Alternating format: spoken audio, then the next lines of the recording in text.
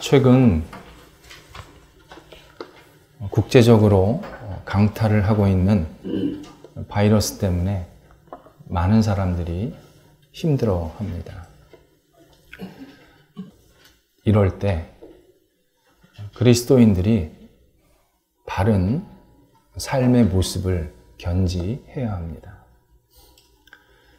먼저 하나님께 간절히 기도하는 시간이 되어야 합니다. 인간의 잘못된 습성 때문에 생긴 병이지만 하나님께서 잘 막아주시고 더 크게 확산되지 않아서 안정되게 마무리될 수 있도록 우리가 함께 진실된 기도가 필요한 시점입니다. 사회가 어려우면 우리를 혼란스럽게 하는 이야기들이 또는 일들이 계속 등장합니다. 그때마다 그리스도인들은 그러한 잘못된 것에 휘둘리지 않고 적실하게 하나님께 모든 것을 내어 맡기는 시간이 되어야 합니다. 무엇보다도 우리의 연약함, 인간의 부족함을 스스로 돌아보고 하나님을 다시 온전히 의지하는 믿음의 시간이 되어야 합니다. 또 하나는 불안해하지 말아야 합니다. 피조물에 대해서 불안한 것은 하나님이 주시는 마음이 아닙니다. 아무리 힘들고 어려운 그러한 상황이 오더라도 하나님께서 우리와 함께 하시고 지키신다라는 사실을 기억하면서 그리스도인들은 절대 두려워해서는 안 됩니다. 불안하다는 것은 내 안에 아직 하나님에 대한 신뢰가 없다는 뜻입니다. 그리고 병이라는 것은 병 자체보다 불안해서 더 병이 커집니다. 불안이 우리한테 전혀 도움이 되지를 않습니다. 그리스도인들은 자기 자리를 잘 지켜야 합니다. 그거 아십니까? 전염성이 강하면 위험하지 않은 병입니다. 우리는 거꾸로 생각하잖아요. 전염성이 없는 병이 진짜 위험한 병입니다. 예를 들어서 암은 전염되지 않습니다. 걸리면 치료가 쉽지 않습니다. 감기 되게 전염 빠릅니다. 그런데 잘 치료됩니다. 이건 과학적인 진실입니다. 우리가 전염 속도가 좀 빠르다 보니까 이거 너무 무서운 거 아니야? 그럴 수 있겠지만 실제로 지금 바이러스 때문에 죽은 치사율이 우리가 가다가 교통사고 당하는 확률보다 더 적습니다. 마음에 너무 불안하지 않으셔도 됩니다. 처음 예수 믿은 사람들이 예수님 때문에 불안한 시간이 좀 있었습니다. 예수 때문에 핍박을 받은 겁니다. 얼마나 불안했겠습니까? 자기 앞에서 사람이 죽어나가고 감옥에 끌려가는 모습을 보면서 내가 지금 예수님을 잘못 믿는 거 아닌가? 당연히 불안해했습니다. 그러나 이내 진리 안에서 그들은 자유했고 하나님께서 나를 더 잘 되게 하시는구나. 이런 확신과 신뢰를 갖고 하나님을 더욱더 의지하는, 그래서 그 핍박을 극복해내는 지혜를 우리가 보게 됩니다. 예수를 믿을 때 핍박이 오면 누구나 그 일을 쉽게 감당하지는 못합니다. 되게 힘든 시간입니다. 그런데 하나님께서는 그 핍박을 통해서 놀랍게도 복음을 확산시키십니다. 인간의 오만과 다친 마음이 복음을 계속 가로막고 있지만 하나님은 그 장애를 넘어서 계속 복음을 확산시키셨습니다. 그래서 핍박이 강하면 강할수록 하나님께서는 더 회심자가 많아지게 하셨고, 그리고 예수를 믿은 사람들이 더 사랑으로 하나 되게 하셨고, 그리고 예수님을 믿은 모임이, 그 교회가 더 안정되게 만들어 주셨습니다. 핍박 속에서 복음이 확산되었다는 것은 그만큼 인간은 어리석었고 하나님은 위대했다라는 사실을 우리가 깨닫게 됩니다. 예수님께서는 너희가 나를 진실하게 믿으면 너희는 당연히 어려움을 당할 것이라고 진작에 말씀해 주셨습니다. 마태복음 24장 9절에 의하면 너희가 내 이름으로 말미암아, 예수님을 믿음으로 말미암아 모든 민족에게 미움을 받을 것이다. 이렇게 말씀하십니다. 누가복음 6장 26절에서는 나를 진실하게 믿는 사람이 모든 사람에게 칭찬을 받으면 그건 화다. 그렇게 말씀하십니다. 누가복음 6장의 말씀은 우리가 좀 깊이 묵상하고 되새겨야 할 말씀입니다. 내가 예수님을 잘 믿으면 주변에 있는 사람들이 나를 칭찬해 주는 것도 있지만 실제로는 나를 더 비판하고 더 꼬투리를 잡으려고 하고, 그리고 제가 뭐가 문제가 있나 계속 헐뜯으려고 하는 그러한 시각들이 우리 안에는 있습니다. 이것을 이상하게 여기시면 안 됩니다. 그래서 내가 예수님을 잘 믿는다고 할 때 가족이나 또 주변 사람들한테 어떤 좀 마음에 불편한 이야기를 들으면 위로받으셔야 합니다.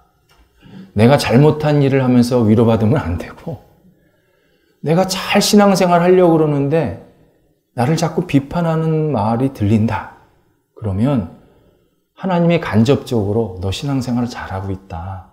인정해 주시는 겁니다. 그리고 그 일을 통해서 하나님께서는 복음을 더 확산시켜 주십니다. 사도 바울이 쓴 편지는 신약 성경의 3분의 2에 해당하는 분량입니다. 근데 그 편지의 모든 배경은 교회 내적, 외적인 갈등과 핍박을 전제로 쓰여진 내용들입니다. 교회 내적으로는 본질적인 복음과 비본질적인 종교 행위와의 갈등이 있었습니다. 교회 외적으로는 복음을 잘 믿고 따르려고 하는 사람들을 계속 핍박하는 일들이 있었습니다. 그런데 그러면 그럴수록 하나님께서는 비본질적인 종교, 우상적인 종교 행위들은 계속 무너뜨리시고 진짜 중요한 복음, 복음적인 행위, 복음적인 믿음, 복음적인 사랑이 계속 펼쳐나가게 만들어주셨습니다. 놀라운 하나님의 역사입니다. 이것을 바울이 디모데후서 2장 9절에서 이렇게 표현을 하고 있습니다. 내가 복음 때문에 매인바되는 고난을 받았지만 하나님의 말씀은 매이지 않았다. 이렇게 자신의 경험을 고백합니다. 내가 복음을 잘 전하고 복음을 잘 믿으려고 할 때 사람들은 나를 더 핍박하더라는 겁니다. 나를 더 억누르고 더 억압시키더라는 겁니다. 그런데 그럴수록 하나님의 말씀은 더 잘 퍼져나가더라는 겁니다. 하나님께서 그 복음을 누군가에게 듣게 하셔서 그 사람을 변화시켜 주시고 그리고 선한 영향력을 계속 확산시키는 모습을 바울이 계속 목도하게 된 것입니다. 그래서 바울은 거기에 주눅들지 않고 더 핍박을 받으면 받을수록 이거 지금 복음이 잘 전하고 있구나 하면서 용기를 갖고 복음을 잘 증거하는 모습을 보게 됩니다. 따라서 우리가 신앙생활하면서 우리가 좀 어려운 일이 생기고 또 나에 대한 부정적인 이야기가 들리면 잘하는 상황에서 내가 더 복음적으로 살라고 하시는 거구나. 그런 마음의 용기를 갖고 더 힘차게 앞으로 나가야 합니다. 사도들에 대한 핍박이 본격적으로 시작되는 본문입니다. 그런데 역설적으로 하나님의 말씀은 더 흥왕하고 확산되고 있는 모습을 본문에서 확인하게 됩니다. 첫 번째 1차 큰 핍박 때 스데반을 비롯한 일부 사람들만 피해를 입었습니다. 사도들은 피해를 입지 않았습니다. 그런데 이제 사도들에 대해서 대대적인 핍박이 가해집니다. 3절에 보니까 예루살렘 사람들이 사도들이 핍박받는 것을 기뻐했다. 당연하게 여겼다. 그렇게 표현을 합니다. 그렇다면 이게 두 가지가 지금 상황이 변하게, 어떻게 보면 처음부터 그랬죠? 두 가지의 상황을 우리가 알 수가 있습니다. 하나는 사도들에 대한, 나아가서 기독교에 대한 예루살렘 사람들의 시각이 더 비판적이고 더 냉소적이 되었다라는 의미입니다. 옛날에는 일부 사람들만 그렇게 봤는데 이제는 사도들까지도 다 묶어서 저 그리스도인들, 기독교인들 문제 많다. 이렇게 싸잡아서 지금 비난하고 있는 것입니다. 또 하나는 복음이 잘 증거되고 있는데도 불구하고 아직도 예루살렘에는 예수님을 믿지 않는 사람들이 훨씬 많았다. 이것에 의미가 있습니다. 이것은 지금 우리에게도 동일하게 적용이 됩니다. 기독교가 우리 사회에서 영향력이 커지면 커질수록 사람들은 기독교에 대해서 더 비판적이고 냉엄하게 판단을 합니다. 그래서 잘하는 것은 생각 안 합니다. 조금 잘못하는 것은 되게 크게 보면서 너희는 그래서 안 돼 하면서 더 비판적으로 나갑니다. 그때 우리 기독교인들이 절대 위축돼서는 안 됩니다. 더 담대하게 우리 스스로의 신앙을 잘 지키면서 더 복음적으로 굳건히 서야 합니다. 또 하나는 내 주변에 예수님 믿는 사람이 많은 것 같아도 아직도 예수님을 믿지 않는 사람들이 훨씬 더 많습니다. 내가 만나는 사람이 예수 믿지 않는 사람이 별로 없을 뿐이지 실제로 우리가 지나다니면서 만나고 교제하는 사람들을 보면 대부분 예수 믿지 않는 사람들이 있습니다. 그렇다면 아직도 우리에게는 할 일이 많이 남은 것입니다. 아직도 복음은 우리나라에서 완성되지 않았습니다.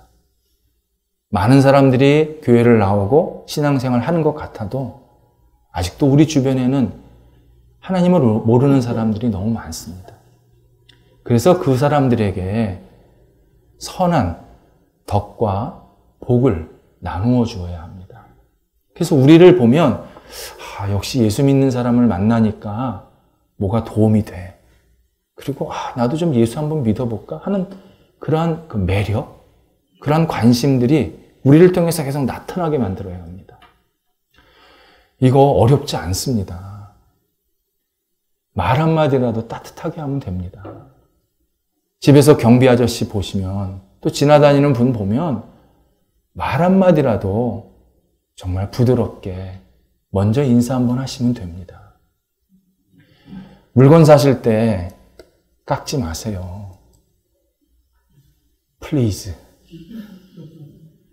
요즘에는 인터넷으로 최저가로 사지만, 그래서 많이 저렴하게 사지만 혹시 시장을 간다든지 상점에 가시면 더 주지 못할 망정 자꾸 깎지 마세요. 그래서 그리스도인들이 깍쟁이야. 정말 소심해. 이런 얘기 들으면 안 됩니다. 있어서가 아니라 그냥 이 사람이 이 정도 받으려고 하는구나. 그러면 그냥 낼 줄도 아는 그런 넉넉함이 있어야 그게 아무것도 아닌 것 같지만 실제로 그리스도인들의 영향을 점점 확산시키는 좋은 모습입니다. 사도들을 핍박할 때 앞장섰던 사람이 헤롯 왕이었습니다. 헤롯은 먼저 야고보를 순교시키고 곧이어서 유대인들의 도움을 받아서 베드로를 옥에 가둡니다. 베드로를 옥에 가둬놓고는 4사람씩 4교대로 철저하게 지킵니다. 6절에 보면 감옥 안에서 2사람, 그러니까 베드로가 감옥 안에 gat혔는데 그 옆에서 2사람이 지키고 있고 감옥 밖에서 또 1사람씩 보초를 2사람을 세웁니다. 이 소리는 절대 도망가지 못한다.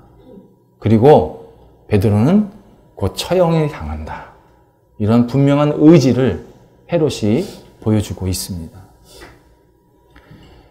반면에 야고보는 단박에 칼로 쳐서 순교를 시킵니다.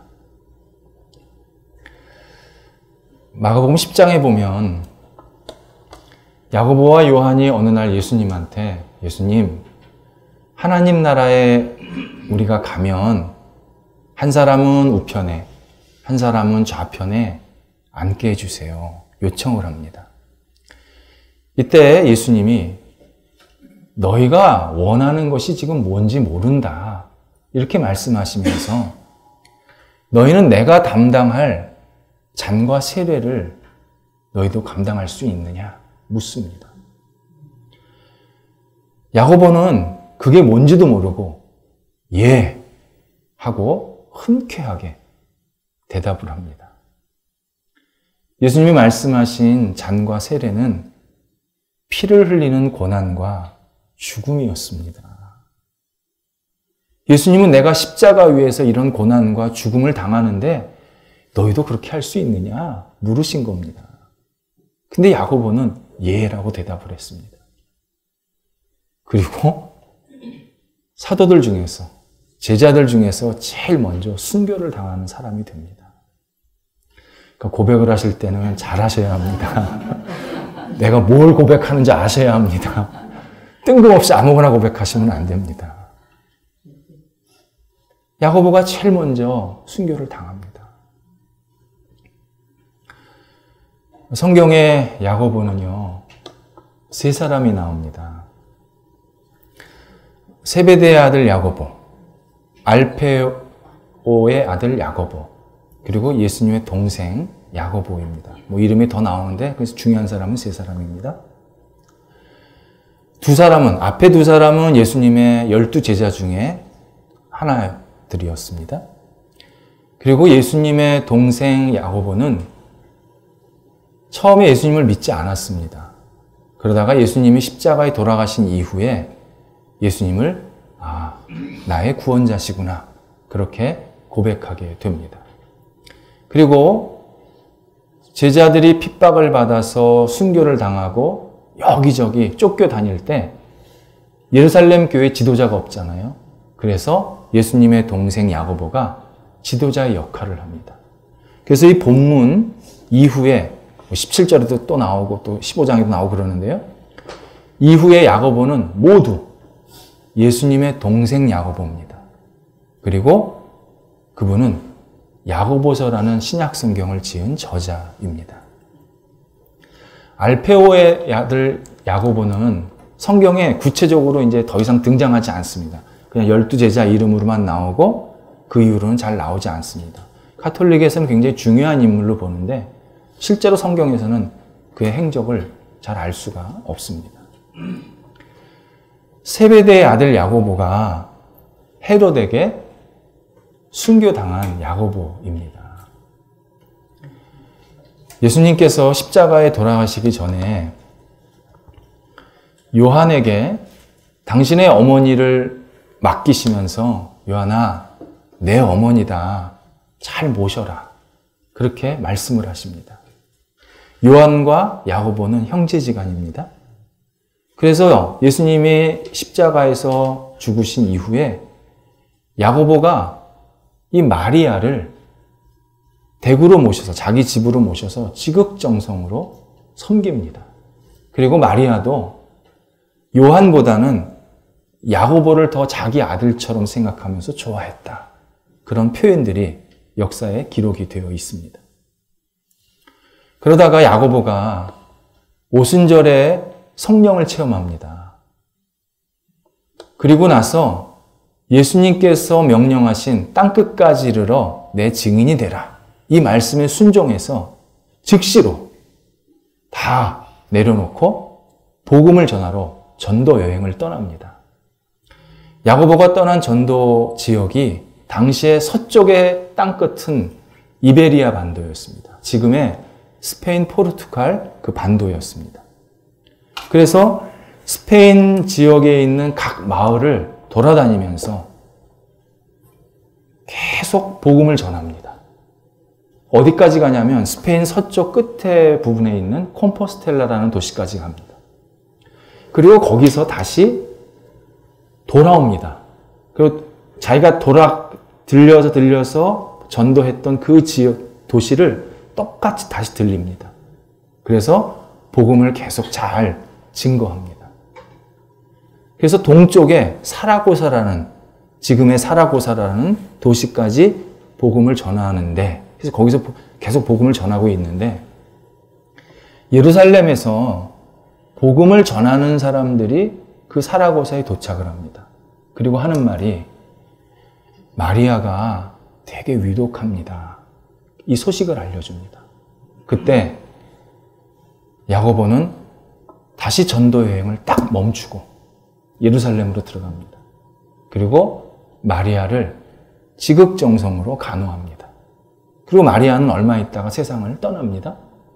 그리고 2년 있다가 헤롯에게 순교당한 겁니다. 그러니까 사실은 제일 먼저 순교당하지 않아도 될 사람인데, 계속 전도했으면 멀리 떨어져 있을 사람인데, 효도하느라고 순교를 제일 먼저 당했습니다.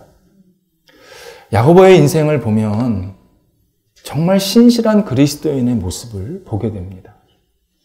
신의가 있었고, 그리고 인격적으로는 어른을 공경할 줄 알았고, 예수님의 말씀과 명령에 철저히 순종하며 따랐던 그런 신실한 신앙인이었습니다. 그런데 그가 제일 먼저 죽음을 당합니다. 예수님을 믿던 믿지 않던 많은 사람들이 질문하는 게 있습니다. 왜 선한 사람이 고통을 더 많이 당하나요? 왜 저만한 사람이 더 힘든 일이 많나요? 이 질문은 신앙이 있던 없던 첫 번째 되는 제일 의문점입니다. 유대 랍비로서 사람들에게 존경을 받던 사무엘 쿠신이라는 분이 계십니다. 그분이 착한 사람은 왜 나쁜 일을 먼저 당하나, 이런 제목의 책을 썼습니다.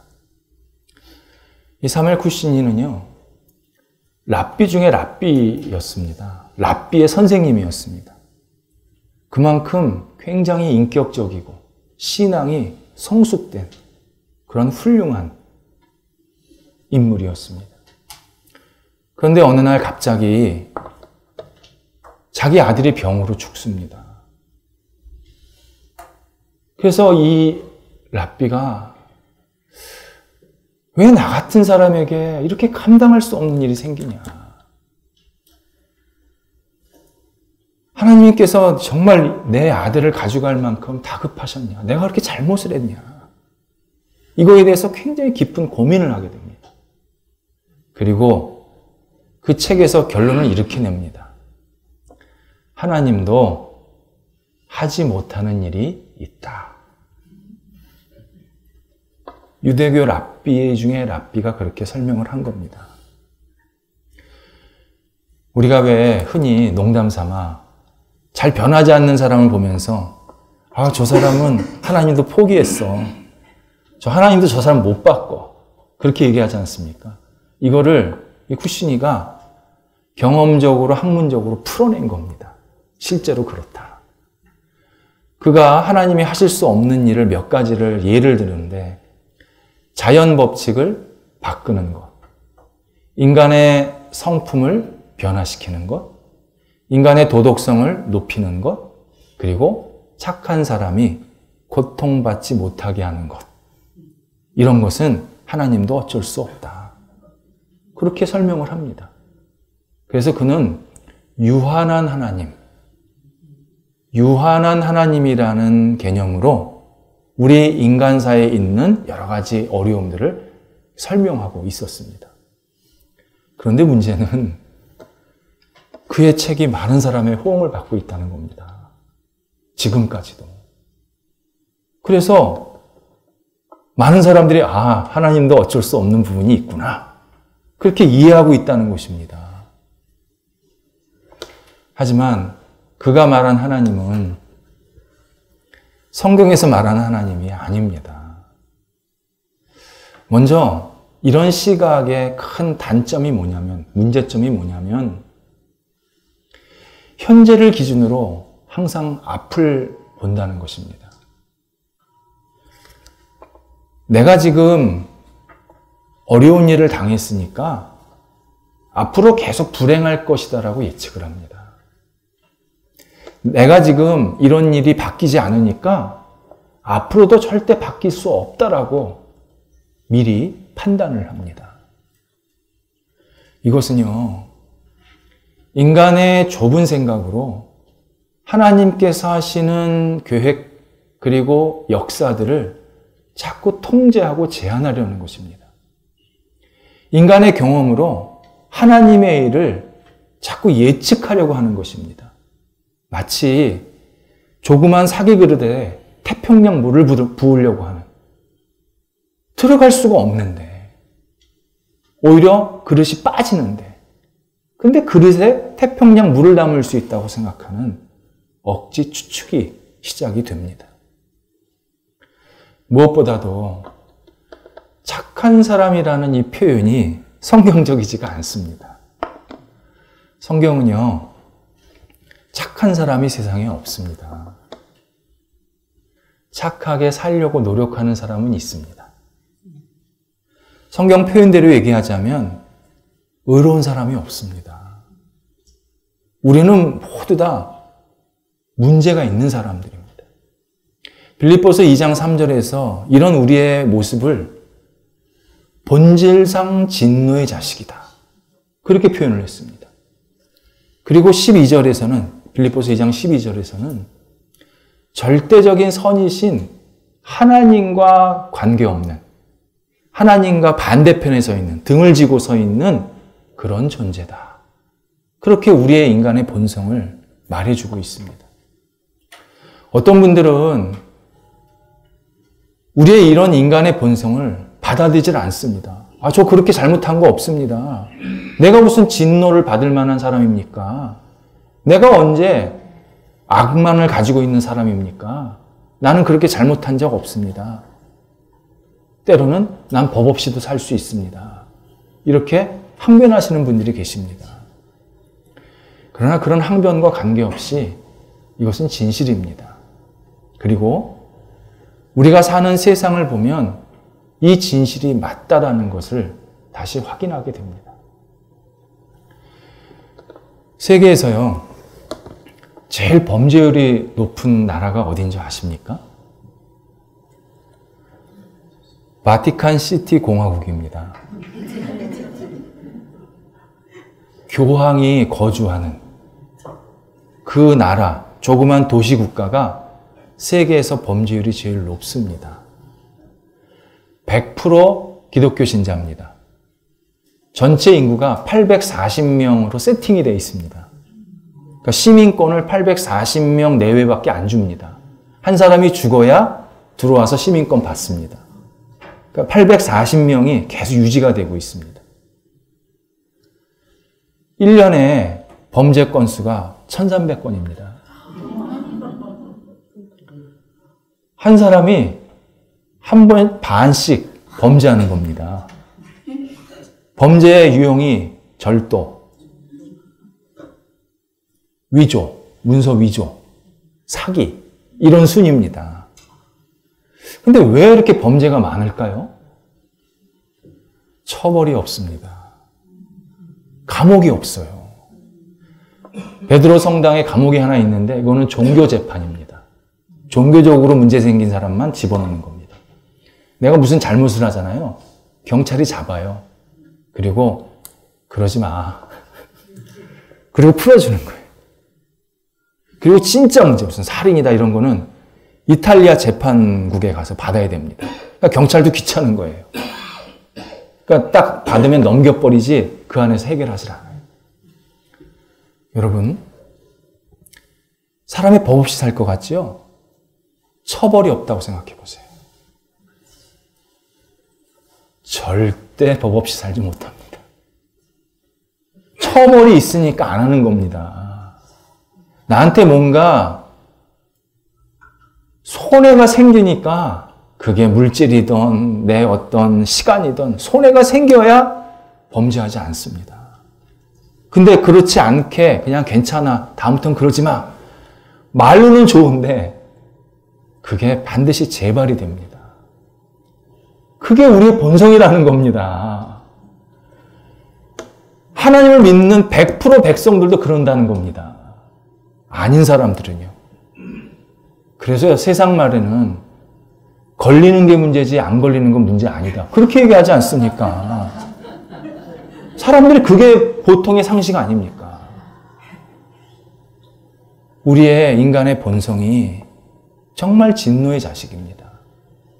이 말은 무슨 말이냐면 내가 받아야 할 것은 영원한 형벌, 영원한 고통, 영원한 심판밖에 없다는 것입니다. 우리가 그렇게 영원하게 그냥 계속 벌만 받아야 됩니다. 그런데 예수님께서 우리를 대신해서 저주를 받으시고 십자가에 돌아가셔서 우리를 용서해 주시고 우리에게 영원한 생명을 주셨습니다.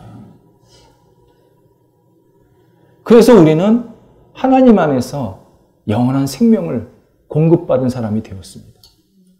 내 본성은 진노의 자식인데 하나님께서 넌 의인이야. 내가 예수 그리스도를 네가 믿으면 내가 널 내 자녀로 삼아줄 거야. 이렇게 받아주셨습니다. 여러분, 이거는 우리가 고통받는 것을 이해하는데 굉장히 중요한 출발점입니다. 내가 받는 지금 고통은 원래 받아야 할 영원한 고통에 비해서 아주 사소한 겁니다. 아주 작은 겁니다. 일시적인 겁니다. 내가 만약에 예수님을 몰랐다면, 예수님을 믿지 않았다면 내가 받아야 할 영원한 형벌이나 고통은 이를 말할 수가 없는 겁니다. 지금 받는 고통 상대가 안 됩니다. 근데 예수님 때문에 나는 그 영원한 고통을 접고 지금 잠깐 고통을 받을 수 있고 또 그것을 얼마든지 이겨낼 수 있는 것입니다. 그래서요, 고통을 지혜롭게 그리고 잘 이겨낼 수 있는 방법은 예수님 믿는 방법밖에 없습니다. 그래야 내가 있는 고통을 억울하게 생각 안 합니다. 예수님을 믿지 않으면요, 나는 착한 사람인데 왜 나한테 이런 일이 벌어집니까? 억울하게 생각합니다. 나 이런 대접받으면 안 된다고 생각합니다. 그런데 내가 예수님을 믿고 영원한 생명을 얻으면 하나님이 내가 대접받는 것보다 훨씬 좋게 대접했다. 1000만 배, 억만 배, 수조만 배, 그보다 더 크게 나를 존귀하게 여기셨구나. 이것을 깊이 깨닫게 됩니다. 더 중요한 사실이 있습니다. 하나님은 너 그렇게 문제 많은 사람이니까, 너 진노의 자식이니까 너 내 앞에서 늘 부끄러운 줄 알고 살아라. 위축돼서 살아라. 그렇게 말씀하시지를 않습니다. 예, 내가 너 알아. 근데 내가 너 사랑해. 내가 너를 자녀 삼았어. 너 당당하게 살아. 네 본질 내가 너무 잘 알지만 너 내 앞에서 당당하게, 담대하게, 주눅 들지 말게 살아. 너 내 자녀야. 이렇게 우리에게 끊임없이 용기와 사랑을 부어 주십니다. 그래서 우리가 이렇게 평안한 마음으로 하나님께 나와 예배드릴 수도 있고 또 하나님과 교제할 수 있는 사람이 되었습니다. 이것은 6절에서 베드로가 누워서 편하게 잠잘 수 있는 이유였습니다. 생각해 보세요.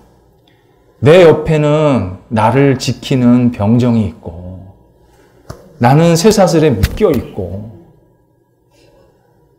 언제 죽을지 모르는 상황인데 지금 어떻게 누워서 잡니까? 아무리 무던한 사람이라도요, 그 상황에서는 잠 못 잡니다. 불안해합니다. 근데 베드로는 누워서 잠을 잤습니다.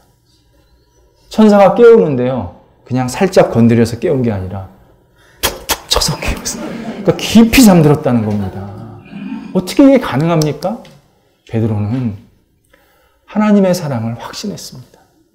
그리고 하나님께서 내가 지금 옥에 갇혀 있지만 선하게 인도하실 거야.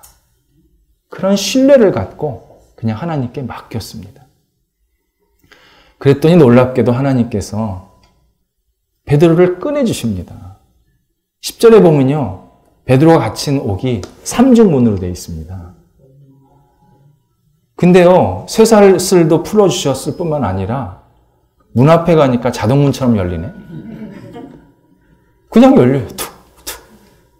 그리고 베드로가 다시 세상으로 나가게 하시는 놀라운 역사를 하나님께서 일으켜 주십니다. 우리도 나를 꽁꽁 묶고 있는 이 쇠사슬에서 예수님께서 풀어주십니다. 실패의 쇠사슬이든 우울의 사슬이든 몸이 아픈 쇠사슬이든 또는 절망의 쇠사슬이든 또는 자녀 문제 때문에 부모님 문제 때문에 내 주변의 사람 문제 때문에 나를 계속 올가매는 그 쇠사슬이 있지만 예수님께서는 이 쇠사슬을 사르르 풀어주십니다. 그리고 나라는 감옥에서 나가라. 내가 너한테 보여주는 세상으로 가라. 그 밝은 빛에 따라 움직여라. 이렇게 우리에게 말씀해 주십니다. 그래서 우리는 오늘도 나를 울고매는, 나를 자꾸 속박시키는 이 쇠사슬, 나라는 감옥에서 벗어나서 하나님이 나를 이끄시는 그 아름다운 세상, 빛의 세상, 희망의 세상, 감사의 세상으로 계속 움직일 수 있게 되는 것입니다. 하나님께서는 그렇게 우리가 움직이기를 원하십니다. 제발 감옥에 있지 말라는 겁니다. 사람들이 나한테 뭐라 그러던 또 내 안에 뭐가 문제가 있어서 나 스스로를 자꾸 속박시키지 말라는 겁니다.